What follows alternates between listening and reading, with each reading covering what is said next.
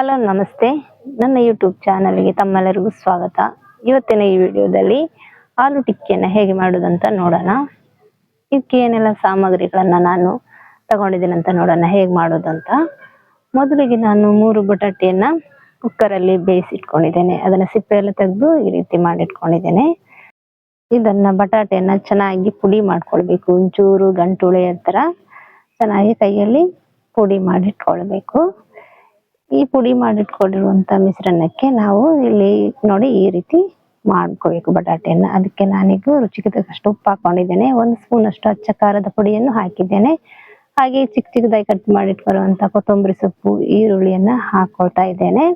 ಇದಕ್ಕೆ ನಾನು ಮೊದಲೇ ರೆಡಿ ಮಾಡಿಟ್ಕೊಳ್ಳುವಂತ ಬ್ರೆಡ್ ಪುಡಿಯನ್ನು ಹಾಕೊಳ್ತಿದ್ದೇನೆ. 2 ಬ್ರೆಡ್ ಅನ್ನು ಪುಡಿ ಮಾಡಿಟ್ಕೊಂಡಿದ್ದೆ, ಅದನ್ನು ಹಾಕೊಳ್ತಿದ್ದೇನೆ. ಅದನ್ನು ಹಾಕೋದ್ರಿಂದ ಆಲೂ ಟಿಕ್ಕಿ ಗರಿ ಗರಿಯಾಗಿ ಬರ್ತದೆ. ಅದನ್ನು ನೋಡಿ ಇದನ್ನೆಲ್ಲ ಹಾಕೊಂಡು ನಾವು ಚೆನ್ನಾಗಿ ಮಿಕ್ಸ್ ಮಾಡಿಟ್ಕೊಳ್ಬೇಕು. ಈ ರೀತಿ ಇದೆಲ್ಲ ಮಿಕ್ಸ್ ಆಗಿದೆ. ಇದನ್ನ ನಾನು ಚಿಕ್ಕ ಚಿಕ್ಕ ವಡೆಯನ್ನಾಗಿ ಮಾಡ್ಕೊಳ್ತೇನೆ. ನೋಡಿ ಈ ರೀತಿಯಾಗಿ ಚಿಕ್ಕ ವಡೆಯನ್ನಾಗಿ ಮಾಡ್ಕೊಳ್ಬೇಕು. ವಡೆ ಎಲ್ಲ ರೆಡಿ ಆಗಿದೆ.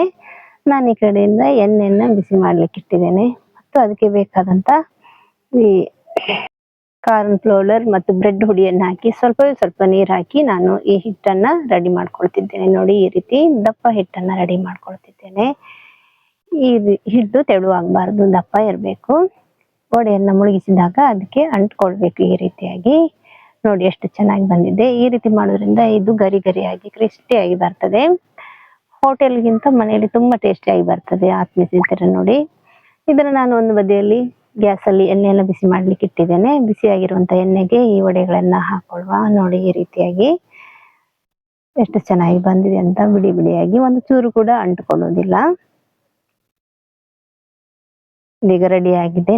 ಆಲೂ ಟಿಕ್ಕಿ ರೆಡಿ ಆಗಿದೆ. ಇದನ್ನ ಸರ್ವ್ ಮಾಡುವ. ಆತ್ಮೀಯ ಸ್ನೇಹಿತರೆ, ಈ ವಿಡಿಯೋ ತಮಗೆ ಇಷ್ಟವಾದಲ್ಲಿ ಲೈಕ್ ಮಾಡಿ, ಶೇರ್ ಮಾಡಿ, ಕಮೆಂಟ್ ಮಾಡಿ, ನನ್ನ ಚಾನೆಲ್ ನ ಸಬ್ಸ್ಕ್ರೈಬ್ ಮಾಡ್ಕೊಳ್ಳಿ. ಈ ವಿಡಿಯೋ ನೋಡಿದ ತಮ್ಮೆಲ್ಲರಿಗೂ ಧನ್ಯವಾದಗಳು. ಮುಂದಿನ ವಿಡಿಯೋ ಯಾವ ರೀತಿ ಬೇಕು ಅಂತ ಕಮೆಂಟ್ ಮಾಡಿ ತಿಳಿಸಿದ್ರೆ ಆ ರೀತಿ ರೆಸಿಪಿಯನ್ನ ನಾನು ಮಾಡ್ತೇನೆ. ತಮ್ಮೆಲ್ಲರಿಗೂ ಧನ್ಯವಾದಗಳು.